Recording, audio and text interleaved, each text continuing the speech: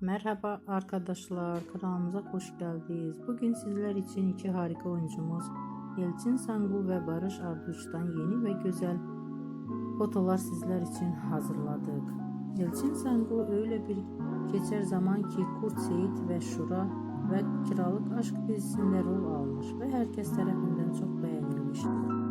Biz de sizler için onların güzel ve romantik karelerini hazırladık. Bu videoların devamlı gelmesini istiyorsanız kanalımıza